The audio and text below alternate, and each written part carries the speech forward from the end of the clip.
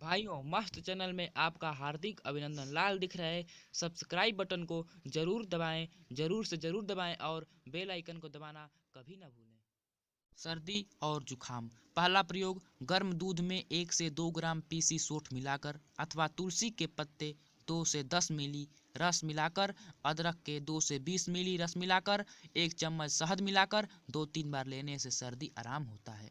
दूसरा प्रयोग भाइयों, नींबू का रस गर्म पानी में मिलाकर रात को सोते समय पीने से सर्दी जरूर मिट जाती है। यह प्रयोग उत्तम है। और तीसरा प्रयोग है पुदीने का ताज़ा रस। कफ और सर्दी दोनों में लाभप्रद है। यह बहुत पुदीना लाभदायक होता है मनुष्य के लिए। चौथा प्रयोग है, यह प्रयोग उत्तम है। शरीर ठंडा होने पर बिना छिलके के भुने चने का पाउडर एवं सोंठ का पाउडर सूखा सूखा घिसने पर शरीर में गर्मी आती है। यह प्रयोग बहुत उत्तम है, इसको जरूर अपनाइएगा। और मैं कहना चाहता हूँ कि इस चैनल पर हर वक्त आपको राजनीति से लेकर और दवा, पढ़ाई के बारे में सब कुछ मिलता रहेगा।